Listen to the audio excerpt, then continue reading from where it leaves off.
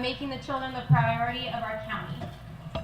You've come from every sector in our community: business, agriculture, education, law enforcement, juvenile justice, health, social services, our library, nonprofit and faith-based organizations, and we are forever grateful. Oh, say, can you see by the dawn's early light what so proudly we held at the twilight's last gleaming, whose broad stripes and bright stars through the perilous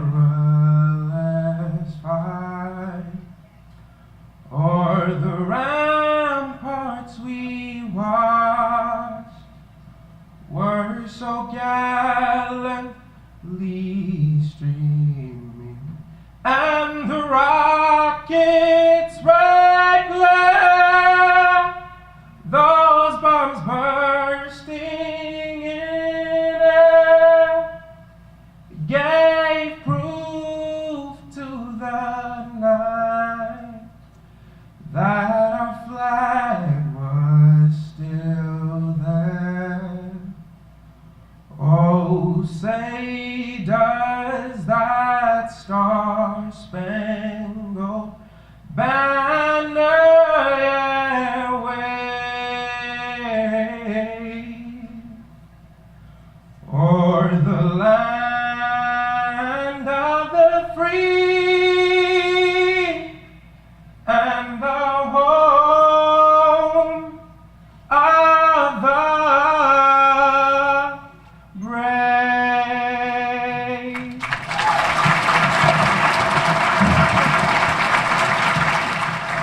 I used to wake up, look in the mirror, and try to smile. But according to society, I needed a different style. They wanted me to cake up, make up all on my face, and never eat.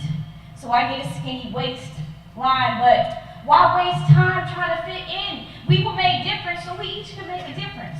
In this world that's lost the simplest version of love, unconditional, truly shown from above. See, we are a broken people in a broken world that takes its hurt out on little boys and girls that in turn try to grow and be men and women, but they're locked in a mental prison.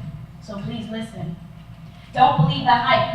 They're just Satan's lies. Be set apart and give God a try, because he can heal those deep emotional hurts. When you're feeling broken, talk to God first.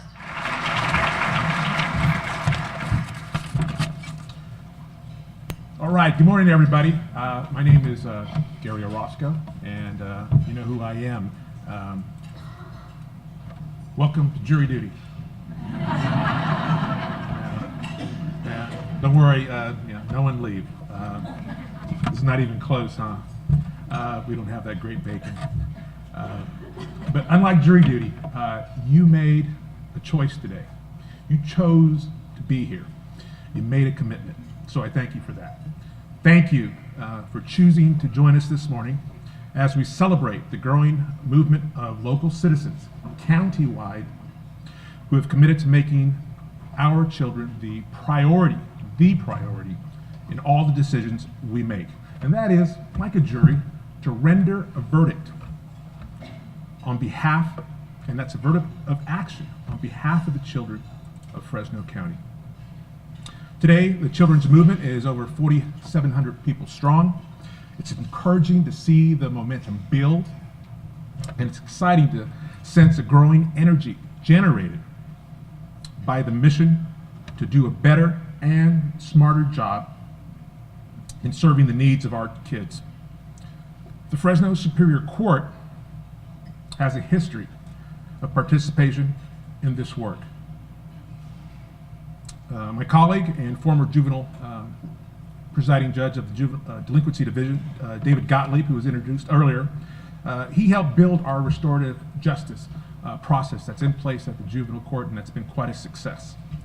And Judge Kimberly Gabe, who was our last juvenile presiding, was part of the Children's Summit last year, and she was instrumental, and her group was, in that it was her work group that determined third grade reading level proficiency was the most critical benchmark for our youth when looking at the data through the justice lens. Since the onset of my term, I've been focused on the movement's action forums, and in particular those issues connected to school attendance and the SARB process, and the circumstances surrounding suspensions and expulsions. We want to develop solutions to improve that process, and like all solutions, we want to then model them, test them for systemic change, and I feel we can be successful in that regard. Shifting to a balanced approach of prevention and intervention as early as possible is imperative for our kids. By the time these kids reach our court, our options as a community are narrowed, and the process becomes much more costly in terms of time, dollars, and other resources. So today, if this were jury service, I would thank you for honoring your civic obligation. I would thank you for honoring your duty as a citizen of our county. But nonetheless, I do thank you in the same fashion for that same high level of commitment you have made and that same sense of obligation that you have to our children. And we all should feel accountable, just like we do when we serve on a jury, and that is to build a better future for the children of our county. And I want to, and I look forward, and I want to work with you in doing so. So thank you very much.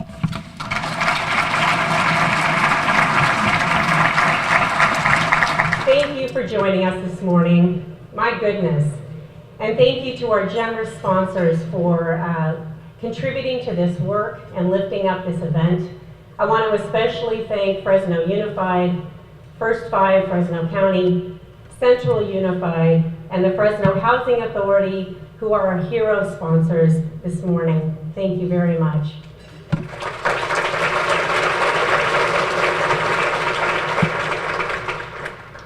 As Stephanie mentioned earlier, you are the movement. We have in this room today 5 school districts: Firepaw, Fresno, Central, Clovis, and Sanger. We have 3 mayors, a county supervisor. We have judges, institutional leadership, business leaders, parents, grandparents, funders, police chiefs, and community and faith-based organizations.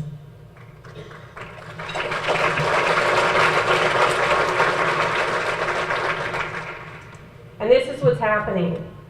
You all are stepping up and committing yourselves to making sure that the children in this county are truly our priority, that they become the center of our decisions, and that we move forward in our future boldly and courageously, willing to do what we need to do for them.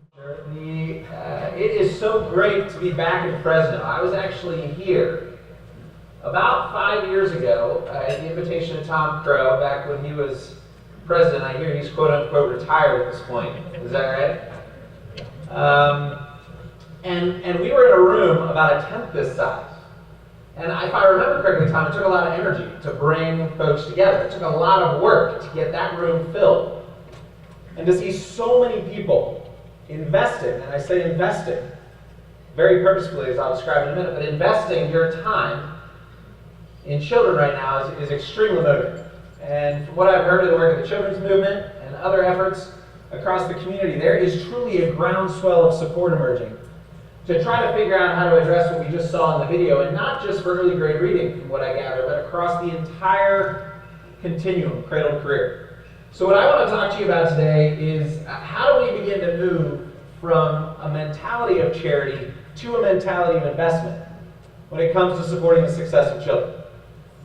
Because my belief is that the time you're spending here as much as a gift it is, given that everybody else has so many things on their plate, family and professional. But the time that you're spending here is equally as important as any other minute or hour you will spend the rest of the week. Because it is my belief that we have to view whatever we do for children as probably the single most important investment we'll ever make for the future of our communities. Because until we begin to think that way, we're going to do what we call spray and pray, where we spray resources all over the place and we pray good things happen. And we got to stop spraying and praying. We got to start focusing. And when I see a room like this, I begin to think to myself, all right, there's a commitment to the education of children. And the traditional mental model would be, let's focus on the school and let's all just rally around the school. And unfortunately, when there's bad data, unlike this week on the high school graduation rate, we typically point at the school system and we'd say, what are you doing wrong? But I would say my hope would be is that as you get more and more people involved in this movement, that we stop putting the school system at the center and we start putting the child at the center. Recognizing, just as Linda said, that every single person in this room owns the success of every single child. And it is our belief right now that we can begin to build what we call the new cradle-to-career civic infrastructure, the new infrastructure that enables us to put the child at the center, rather than assume that it's one entity, the school's responsibility, to ensure that a child grows and succeeds in today's society. So the good news is we're seeing communities that are having impact. Right now in Cincinnati and Northern Kentucky, we are seeing more and more student outcomes trending in the right direction. This is extremely encouraging, and I'll go into what these outcomes are shortly. But the bottom line is that more and more outcomes are trending in the right direction because a group of community partners came together, not to start new stuff, but begin to identify what's already working in your own backyard and begin to build on that. And even though that I've heard the Valley is in some ways resource poor, the bottom line is there are a lot of wonderful things going on right now in your own backyard. There are a lot of things that are going on to improve that high school graduation rate. There are a lot of things going on through First Five and other efforts that are making sure that kids are ready for kindergarten. There's a lot of things that are going right in our schools to begin to move the dials that we care about most. The question is, how do we begin to build on those successes and stop believing that there's a silver bullet out there that's all of a sudden going to make everything turn around? So in our community, we're seeing more and more outcomes turn in the right direction. We've started exactly one new major initiative since the start of our Cradle to Career Partnership. Because our focus has not been on new stuff. It's been on how do we build on existing stuff. And some of the trends we're seeing are extremely positive. Are they groundbreaking? Are they where we want them to be yet? No, but we're seeing consistent improvements in the outcomes we care about most. More communities are taking on this work, as Eric outlined, and we're seeing them begin to see consistent trends in the right direction. Our goal is to say, could we actually focus on what works? So rather than seeing our improvements look like this, we can see consistent improvement over time. And we believe we're learning a lot about how to do that. So I'm going to give you a quick story from our community in Cincinnati and Northern Kentucky. I'm then going to talk a little bit about this idea of collective impact, which I hear has been talked about quite a bit in your region right now. And then I'm going to talk to you about what it looks like on the ground to make this happen, mostly as encouragement, because you're certainly heading down this road already, but hopefully to provide you insights so you can learn from the mistakes that we've made along the way. So this is the only slide I'm going to give you on the problem. One of the communities that's trying to build a Cradle to Career Partnership is Albuquerque, New Mexico, and a critical partner for them is their newspaper. And the editor of their newspaper came to one of their meetings and went back and looked and talked to the editorial cartoonist, and this is what they came up with. He said, the reason we have got to build this Cradle to Career civic infrastructure is because far too often what we have is the adults pointing at each other rather than embracing each other and saying we own the success of children. So it's so amazing here, honestly. It is so incredible here that you have such a robust early childhood movement. I just want to say, if you're wondering about, wow, what kind of successes have we had? The fact that the 4 major superintendents in the county right now have adopted a kindergarten readiness measure, the KSEP, and over the last 2 years have consistently implemented that measure, so we actually know the percentage of kids, as discouraging as it is, to hear that only 38% of kids, 38%? 37% of kids are on target developmentally in kindergarten. As as discouraging as that is, isn't it great that we actually know that now?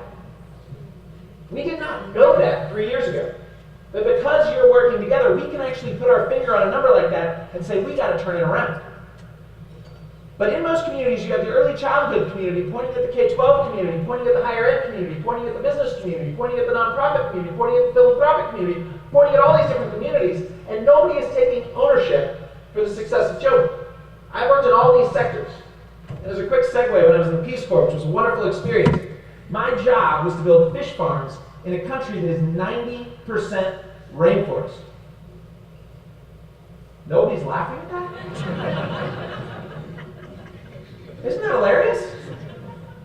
I stayed an extra 2 years to turn the program into animal husbandry because that's what the locals really needed.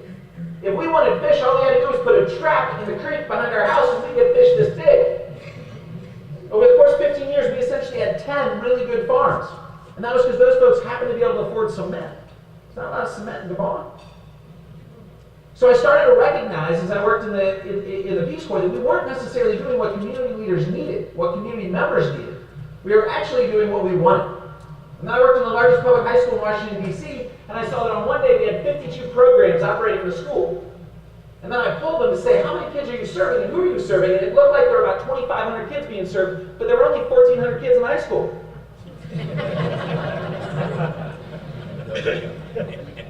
So you started to ask the question, what are we doing? And is what we're doing what we actually need to have happen, or are we spraying and praying? Are we spraying resources all over the place, doing what we think might work, doing what we want to work, but not necessarily doing what does work? And if we're going to go from charity to investment, if we're going to get all the adults to begin to own the success of children, we should not be wasting 1 minute of time, talent, and treasure on anything that does not work for kids. So in Cincinnati, Northern Kentucky, we have these logos, right? And every community has them, you have them. All these different players from business, nonprofit, philanthropic, civic sectors that all have to be involved in supporting the success of children. And we brought everybody together and they were all fired up by the book, The World is Flat. Does anybody remember this book? It was about globalization. It wasn't about education, per se. It was about how are we going to stay competitive as Ohio, where I'm from, Cincinnati, Ohio, is not competing with Indiana anymore, we're competing with India. How are we going to stay competitive? And the bottom line became, we have to get more kids in and through some form of college. And the question became, how do we do that? And one of our key leaders, the coroner of our community, who now happens to be the president of our local community college, that's pretty interesting, correct? But at the time, Odell Owens is his name, Odell stood up and he said, folks, let me tell you, we're not going to get more kids in and through some form of college unless we stop being program rich and system poor. We are system poor. And he said, let me even go further, I'm going to keep seeing dead kids on my table unless we become system rich. So the question became, how do we end up building a system out of all the supports for children, all these logos, so that everybody owns the success of a child? So we made a ton of mistakes. Let me just be clear. How many of you read this article called Collective Impact? Let me see hands. Okay, so about maybe a fifth or sixth of you. That's awesome. I feel bad for all of you that read that article. It happens to feature our work. It's a wonderful article, actually. It really captures this idea. I'll talk about it in a second, but it makes it sound easy. It makes it sound like if you drive into Cincinnati, Northern Kentucky, everybody's going to be singing Kumbaya, hugging each other, and thinking 90% of the time about the success of children. That is not what is happening. It took a ton of work to get people who are typically competitors fighting for a dollar to actually begin to work together, and every day it continues to be a struggle. But the first thing we had to do was agree on a vision where everybody could see themselves.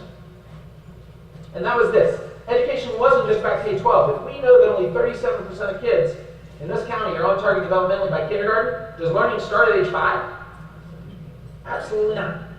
So we had to create a different vision for learning, and that was a great step. But the most important step was this one, was when we as a community realized that we could do asset maps all day long. We could create inventories of everything we're doing for kids.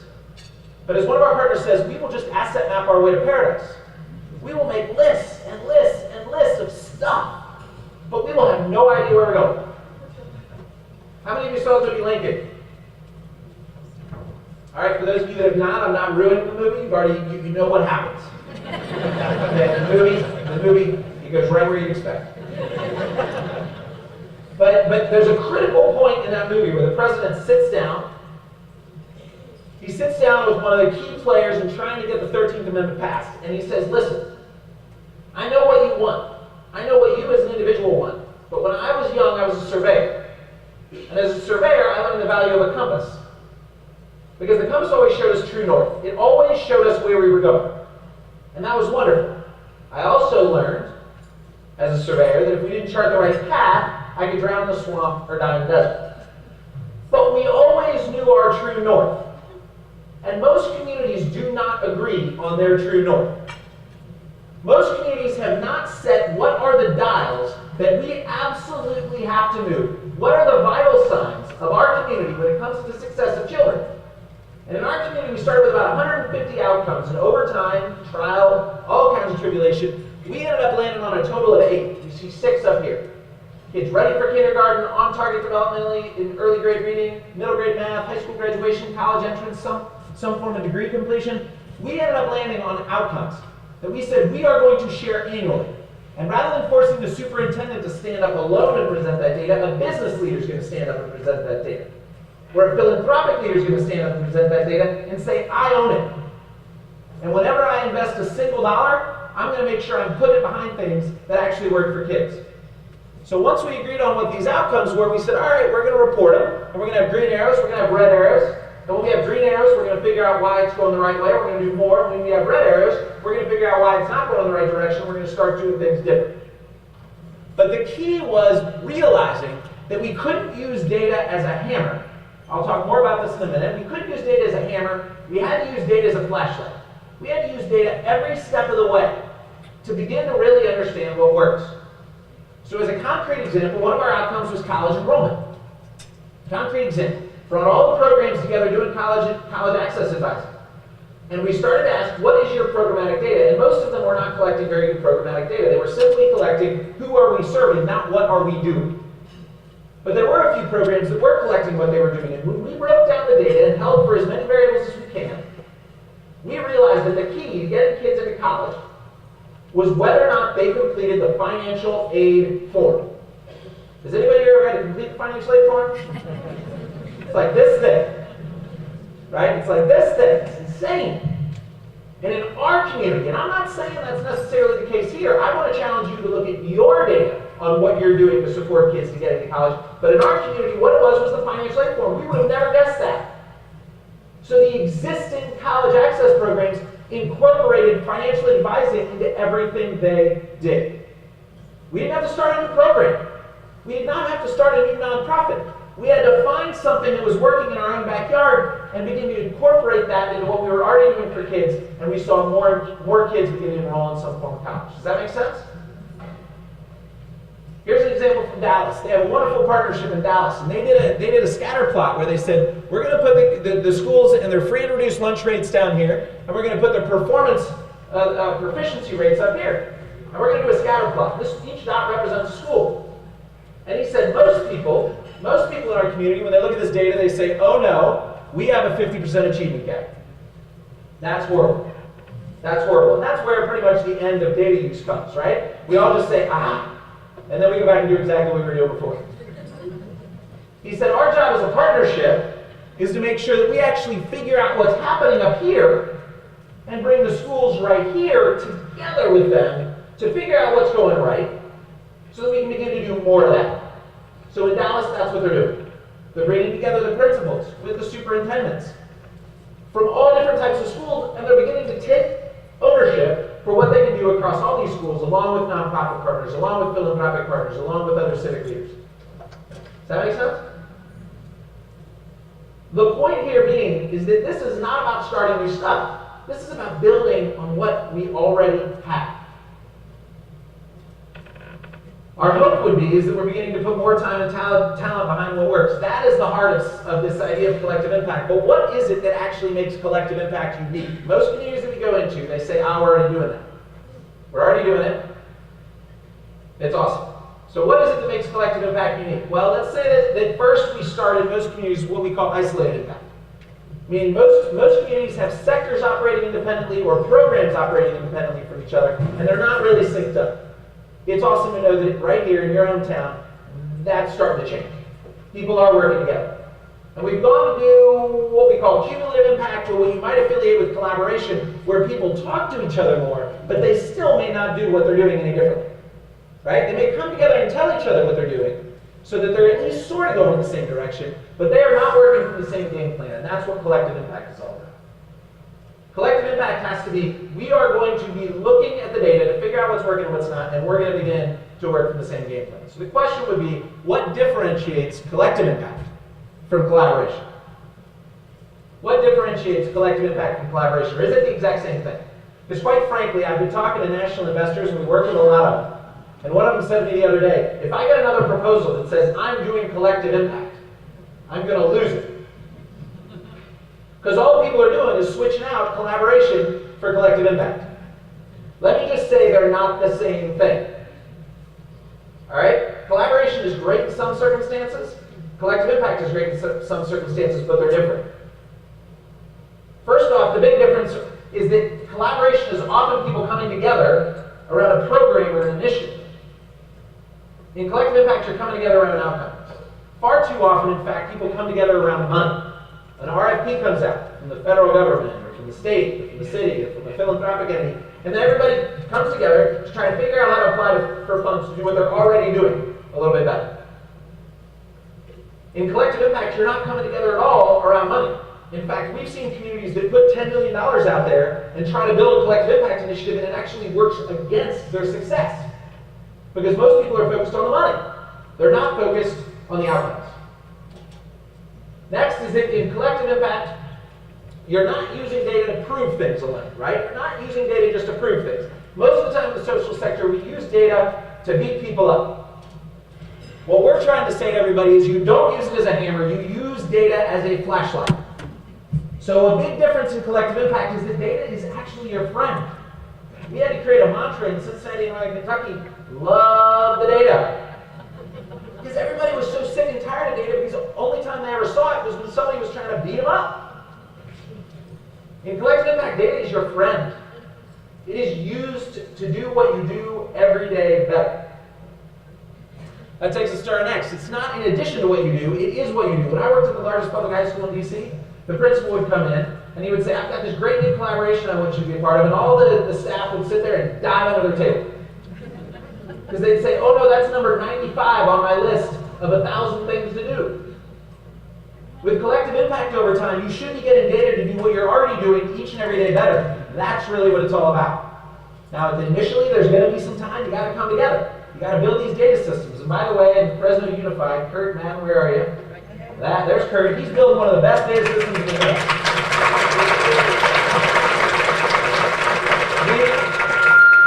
We view Kurt as the Jedi Master of data systems. I shouldn't have said that. Right, this is good. Okay. He can make things float, by the way. This is awesome. If you haven't seen him do it, very cool. It just kind of goes like this. But he is building one of the best data systems in the country. And the hope would be is that over time, because you are integrating data from nonprofits and other civic social services, you'll be able to see what kind of activities actually lead to improvement. So rather than having to do something new, folks like Kurt and others can hand data to the program providers and say, listen, this is what seems like it's working now. Can we do more of that? And the most exciting thing about the difference between collaboration and collective impact is you can stop advocating for ideas and start advocating for what works. To me, that is exciting. When you can go into a community and they may say, yeah, you know what, we're at 58% of kids on target developmentally, but guess what? We know what the 3 things are that are working in our own backyard, not in LA, not in Denver, not wherever else. We know what's working in our own backyard, and we're going to do more of that. That's awesome. That's empowering. And our belief is that once you get that flywheel turning, you can achieve the collective impact that we all want to have. But we have to recognize it, that we can't just throw around that term all willy-nilly. If you're going to do collective impact, it's about disciplined partnerships to use data, to use time and talent more effectively. That's what it's all about. Does that make sense? Is everybody with me? Feeling pretty good. I got 5 minutes. I'm going to take 30. All right, so let me just say, what does it look like on the ground? What does it look like on the ground? Well, we've developed this framework, and and that's good. And what I want to say is we don't call it a model because I'm not saying to you all, you can do exactly what we did in Cincinnati here in your region, and it's going to be awesome because your assets are totally different. We do not have a Dairy Queen.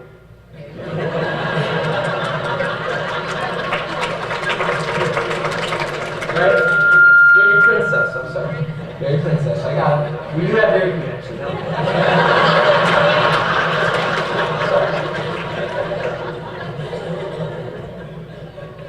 But we cannot assume that what worked in Cincinnati is going to work here. You all have to build your own civic infrastructure. What we can provide is a template, a guide, right? Some people say that this is like headings in a book, and we have to write our own book because we have our own assets. Things that work here may not be the things that work in Cincinnati. Who knows? But you got to write your book. So we have a framework. We have a process now. And you can find this on our website, strattogether.org. It's called The Theory of Action. And we believe that there are some critical steps, some building blocks that you need to work on in order to make sure you're able to build this cradle-to-career civic infrastructure. But what's most important is there are communities across the country that you can now begin to learn from. It's not just happening in Cincinnati. You saw the data from Seattle. We've got communities like Fort Wayne and Memphis, right, where they are doing incredible things, bringing partners together and getting some early wins. I've already talked about the kindergarten readiness measure here, right? The fact that you adopted that is actually an early win. And everybody says, well, that's not about adopting a program or serving kids. Let me tell you, action looks different now. Action looks different now, right? Getting a common assessment across all the kindergartners, that's some of the most important action you'll ever take. But you also have some early wins. I've heard that there's a dairy here, Producers Dairy. Is this right? Okay. Richie? Okay. So they looked at the data around childhood obesity here. I've heard the story. Right? And they saw that most kids prefer chocolate milk. Imagine that. 9 to 1, as you said, right? 9 to 1 kids prefer chocolate milk. But they saw that there's a lot of sugar in the chocolate milk. A lot more sugar than regular non-fat milk, correct? So you figured out a way, you spent your money as a company to figure out how to create low-fat chocolate milk. So now, in Fresno Unified, where's Jose? See here? There he is. Jose looked at the data, and they are now serving low-fat chocolate milk, which means kids are getting 20 less calories a day. 20 less calories a day, which is actually a big deal across 70,000 kids. So that we can make sure that at least that's one thing we can contribute towards reducing obesity. That's awesome. That's an early win, right? Communities like Fresno and Memphis are getting things like that. We have to lift that up. That's using data in order to do something better for kids. And then you got places like Dallas and Seattle where they're not just bringing the practitioners together to identify what works, they're actually taking what works and spreading it across existing programs and systems. And then folks like Cincinnati now, there's enough trust build up, and I'll talk about trust in a minute, there's enough trust build up where they're actually able to do some pretty big things, where they're influencing county, state dollars to flow to what works, rather than it all resting on the back of philanthropy.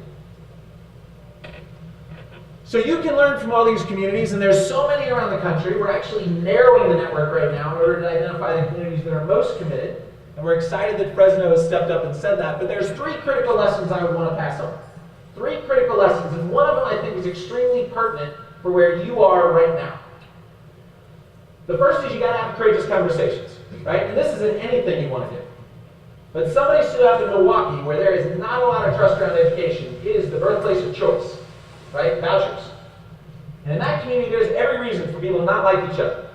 And they were not getting along. And somebody stood up and said, folks, let me tell you this. Partnerships move at the speed of trust. Partnerships move at the speed of trust. And if we are not willing to have the courageous conversations and put ideology aside for a second, and not debate whether it's charter schools or public schools or vouchers or this or that or the other, and start to look at the data and figure out what works for different kind of kids, then we're never going to go anywhere. So can we not put aside our individual ideology, our individual whatever, and begin to focus on what's best for kids and have the courageous conversations? Another community said we have to start having the conversations in the boardroom that we typically have in the bathroom. Or the parking lot, for those of you who didn't like that mental image. But isn't that right? Wouldn't it be great if we actually had the tough conversations with each other and didn't take it personally?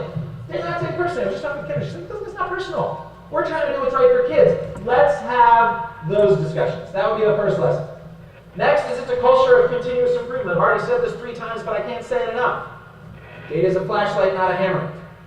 And the first time somebody uses data as a hammer, rather than trying to help somebody improve, call them on it. So you're not here to beat me up. I'm willing to change. You've got to be willing to change. Too many people love looking at that data and admiring the problem. Oh, that's terrible. You've got to be willing to look at the data and change what you do, but make sure that it's not just being used to beat people up. But the last piece to me is what's most important. It's this idea of a backbone function versus a backbone organization. For those of you that have read the article, they talk a lot about a backbone organization. And we have seen all over in communities that everybody's fighting to be the backbone organization. They want to be that central entity because it feels like you have power. You don't.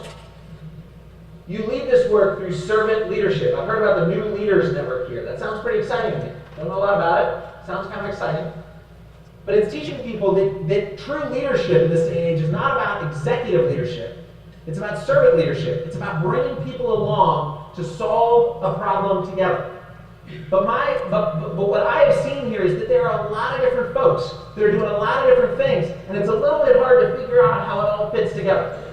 It's a little bit hard to figure out how it all fits together, and clarity on roles and responsibilities is critical. Clarity is critical. You've got to have that clarity. So as an example, we believe every community has to agree on a dashboard of community outcomes. This is fundamentally critical, where you say, what are the overarching goals you want to achieve, what are the outcomes, and what are the contributing indicators? And the reason that's important is because anybody in this room should be able to see themselves contributing to one of these outcomes.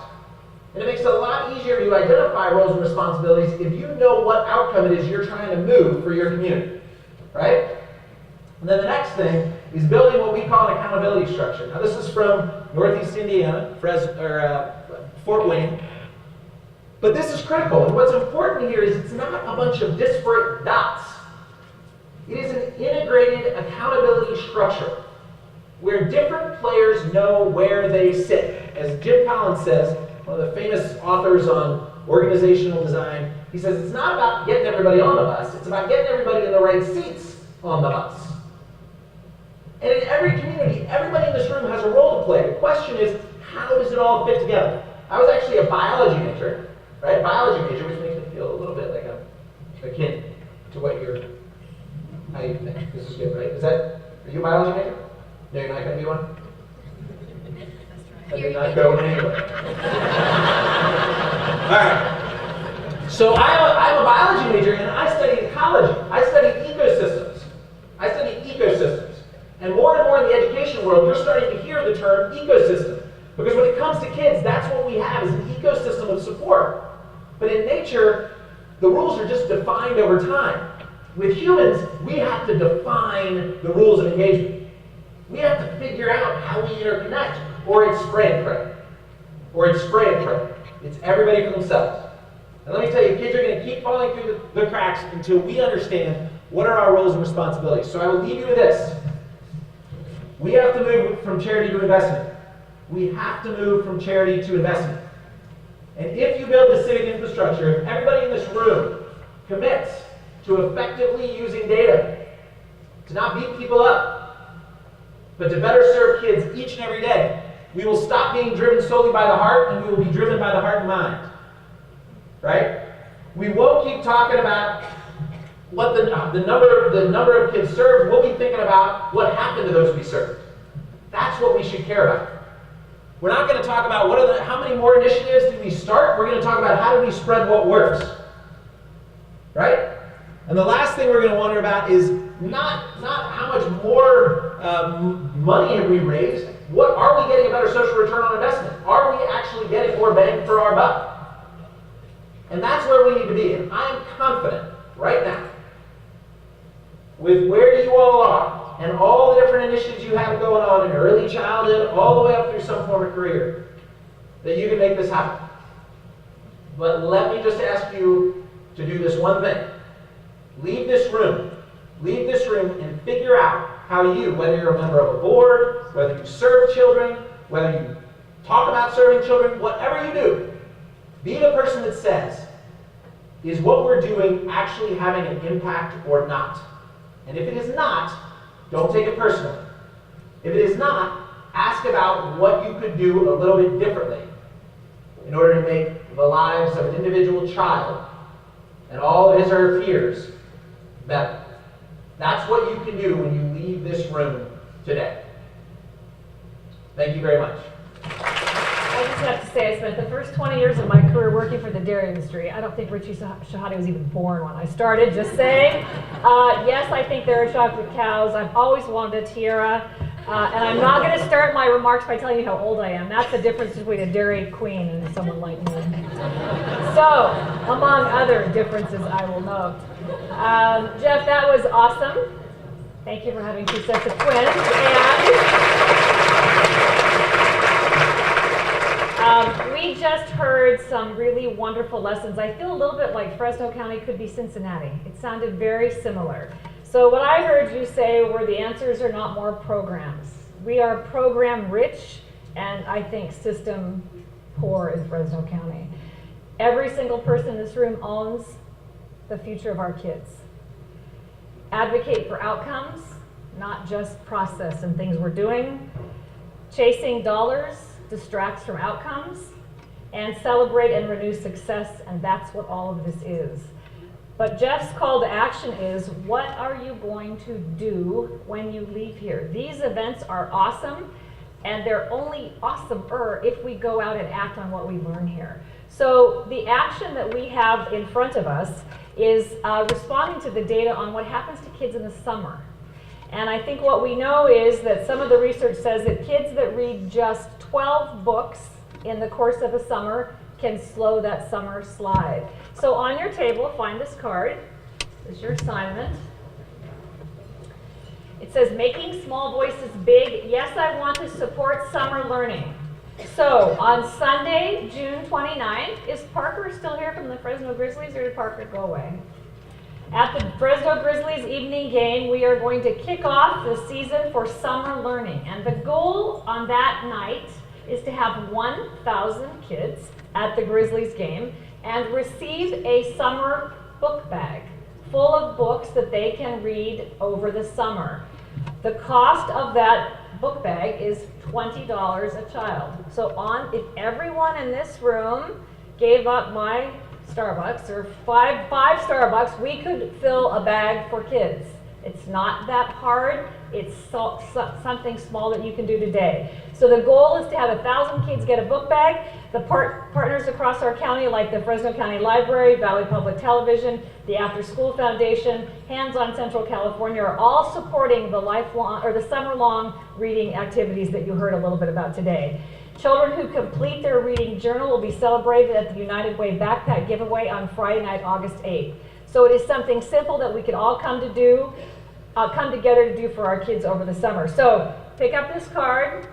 I encourage all my elected official colleagues to fill it out. We can support lots of children here.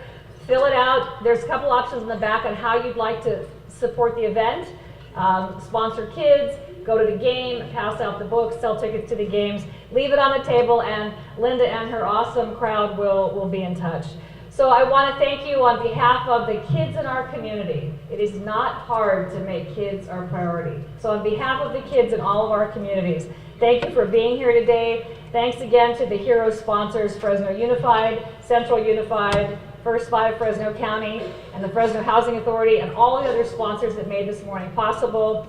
Thanks to producers Jerry and my longtime friends, the Shahade family, for making a choice, a business choice, to make a product that's actually great and better for our kids and placing kids at the center of those business decisions. So thank you all for being here. Children are our future. They are a priority for our county, and your work is going to make that happen. Thanks very much. Have a great day.